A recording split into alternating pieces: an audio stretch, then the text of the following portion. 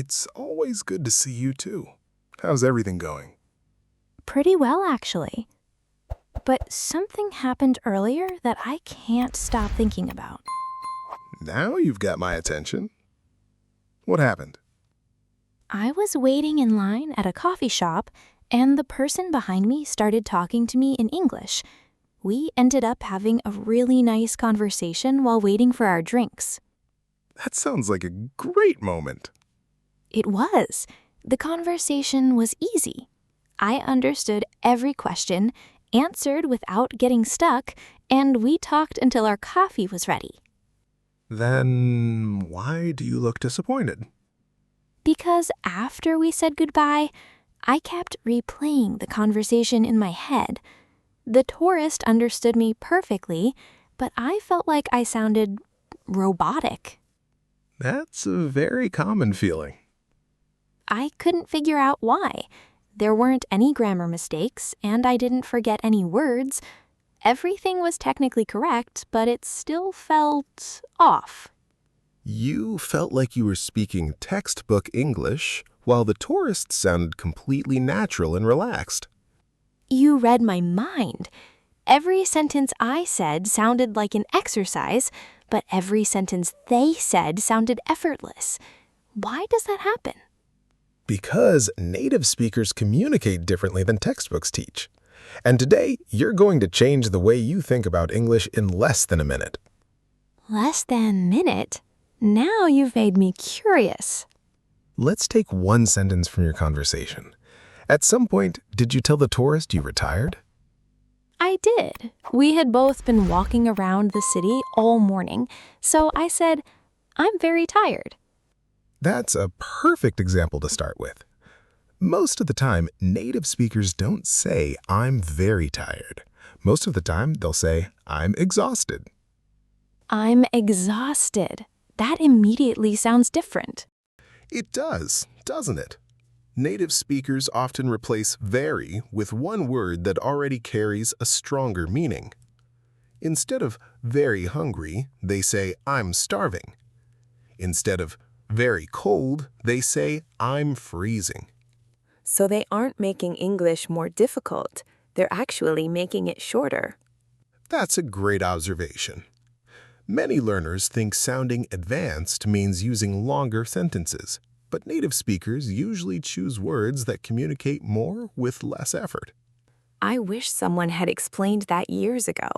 I've probably said, "I'm very tired" 100 times. Almost every learner has.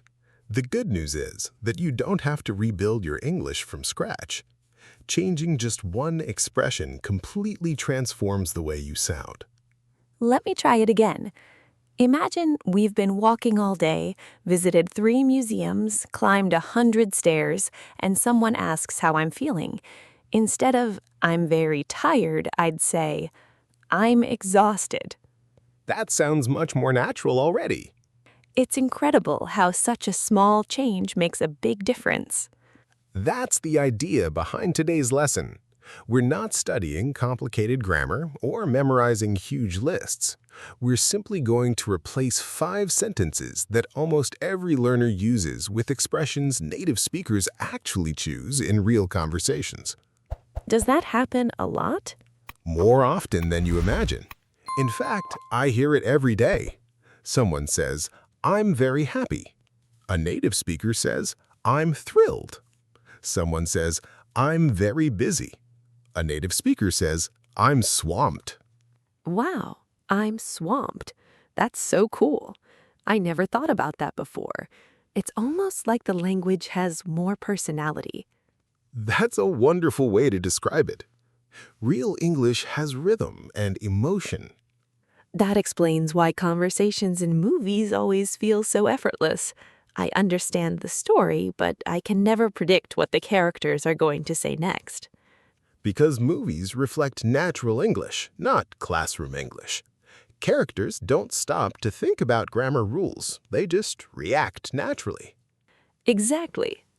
Now let me ask you something. When someone asks you, "How are you?"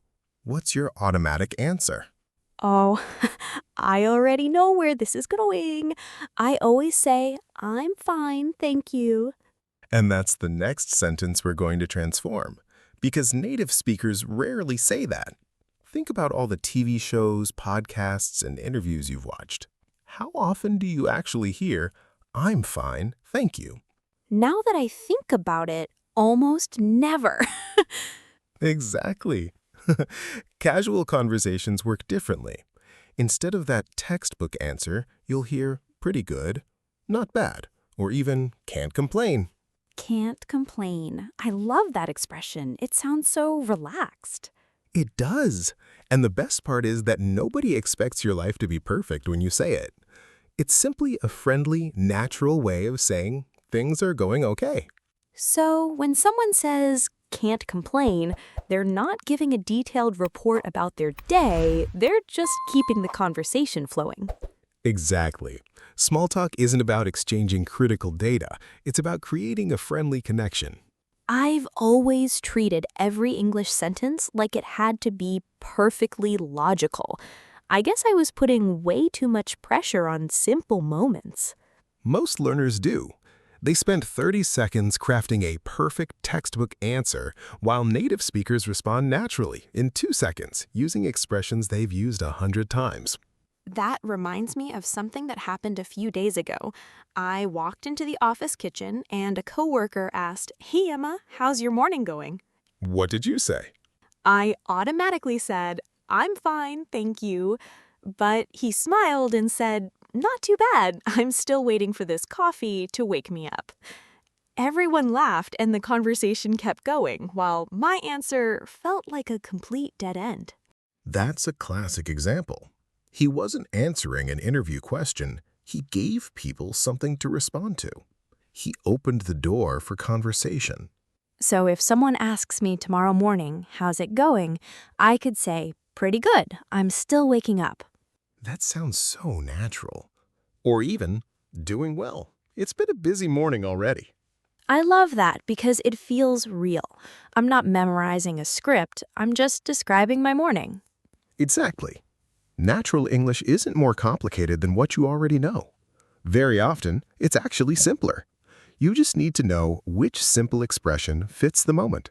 I think this is changing how I see fluency. I always assumed fluent people had huge vocabularies, but now I see they just make better choices. Exactly. Imagine 2 people. One knows 20,000 words but sounds like a textbook. The other knows fewer words but naturally says, "I'm exhausted," "can't complain," and "pretty good." Who sounds more fluent? Definitely the second person. Because fluency isn't just about vocabulary. It's about choosing expressions native speakers use automatically. I'm already listening to English differently. Instead of just focusing on single words, I'm noticing the patterns people actually repeat. That's a huge breakthrough. And the next pattern might surprise you because it's a sentence almost every learner uses multiple times a day. Now I'm curious. What is it? How often do you say, "I think," when giving your opinion? Honestly, all the time. I think it was good. I think this place looks nice. I never realized how much I overused it. There's nothing wrong with "I think," but when every opinion starts the exact same way, your English begins to sound repetitive. Native speakers naturally mix it up. So what do they say instead? If a friend asks about a new restaurant, instead of "I think it was good," a native speaker might say, "I'd say it was really good," or "I'd say it's worth trying." I'd say. That sounds so smooth. It does. It feels less like a formal statement and more like a casual, personal opinion. Can you give me another example? Of course. If you're talking about the weather, instead of "I think it's going to rain," you can naturally say, "I guess it's going to rain." I hear that expression all the time. People say, "I guess," constantly. They do. When native speakers say, "I guess," they're showing a little bit of uncertainty. They're communicating a feeling, not just information. That's why native conversations sound so alive. People aren't just exchanging facts, they're showing how they feel about those facts. Exactly. It's a subtle change in words, but the whole conversation feels completely different. Let me try one. Imagine you're visiting my city and ask where to have dinner. Instead of, I think you should try the Italian place downtown, I could say, I'd say you should try the Italian place downtown. Perfect.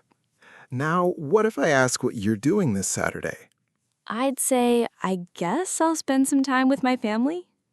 That's exactly how native speakers answer. It feels relaxed, like you're simply thinking out loud instead of reading a script. I love that. It doesn't sound rehearsed at all. It sounds spontaneous. That's because native speakers aren't searching for perfect sentences, they're just responding naturally. Fluency often comes from sounding more comfortable, not more advanced. Comfortable is the perfect word. Let's look at another situation. Imagine someone invites you to lunch or asks to grab coffee. What's your automatic answer? I usually just say yes, or yes, that's okay. There's nothing wrong with that, but native speakers naturally react with a bit more warmth. If a coworker asks, "We're ordering pizza, want to join?" Instead of yes, you can say, "Sounds good." Sounds good. I hear that all the time. Or if a friend says, "Let's go to the beach this weekend," you can say, "Absolutely," or "Definitely." I know all those words, but I never thought of using them as my default response. I kept trying to learn new words instead of better combinations of the words I already know. That's a huge breakthrough. Now let's move to our fifth and final expression.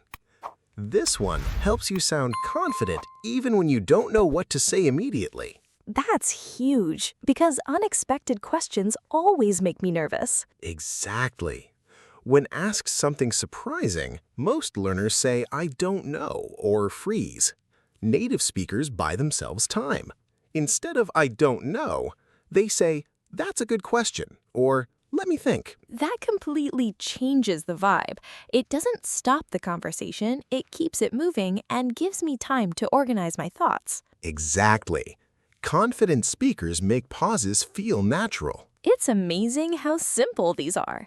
Just swap "I'm very tired" for "I'm exhausted," "I'm fine" for "can't complain," "I think" for "I'd say," "yes" for "sounds good," and "I don't know" for "that's a good question." That's a perfect summary. Do you feel like you learned difficult English today? Not at all. In fact, I feel like I've been using the difficult version all along. These feel lighter, simpler, and much closer to real life. Because native speakers always choose the simplest expression that sounds natural.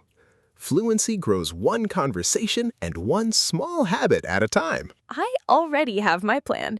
I'm choosing just one of these expressions to use every chance I get this week, and next week I'll add another one. Consistent small changes always produce the biggest results. What about you? Which expression surprised you the most, and which one are you going to start using today? Let us know in the comments. If you enjoyed today's lesson, make sure to subscribe. And if you want to keep building this habit, click on the screen right now to watch Start Every Morning with English. Thank you so much for watching, and see you in the next lesson. Remember, you don't need more complicated sentences. You just need more natural ones. See you next time. Bye. Bye.